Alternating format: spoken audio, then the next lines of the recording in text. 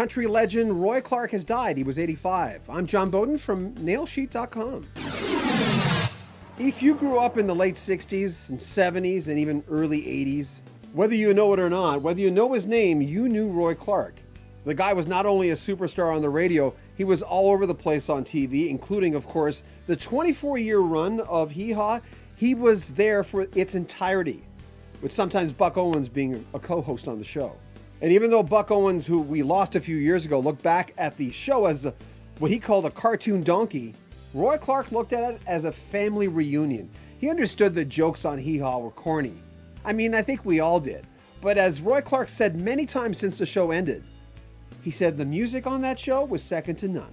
If you like country music, you kind of like Hee Haw.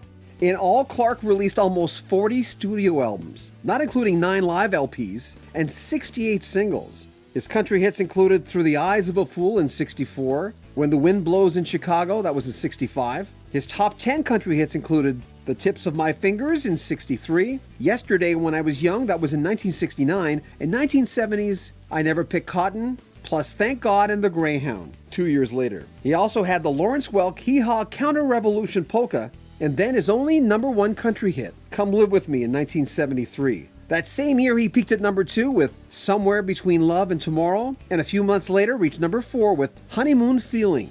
And in 1976, If I Had to Do It All Over Again. And one thing I loved about Roy Clark, he could put his guitar down, something he could play like nobody's business, and play the mandolin, the harmonica, the fiddle. He was a multi-instrumentalist who really spent the time, like he spent time perfecting his craft. You can't get to that level, right? Unless there are hours away from everything except that instrument. He was one of those guys that showed me that. He was inducted into the Country Music Hall of Fame in 2009, and Roy Clark was also one of the first artists to ever have like a theater in Branson, Missouri, where, you know, obviously a lot of other artists have done that. But he did it and made it successful.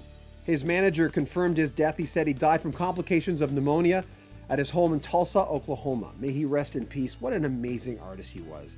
Always had a smile on his face, huh? Always seemed to be happy to be there. When you see someone uncomfortable on TV, we are uncomfortable.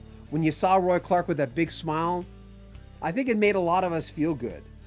There were layers to this man. Some we probably didn't know, but overall, a guy like Roy Clark made us feel good. Whether you like country music or not, and at the time when I was growing up, I hated country music, or at least I thought, and I grew up to be a DJ and having an incredible appreciation for classic country music because of guys like Roy Clark. I'm John Beaudin. Make sure you share our videos, subscribe to our channel, and comment on them as well. This is nailsheet.com.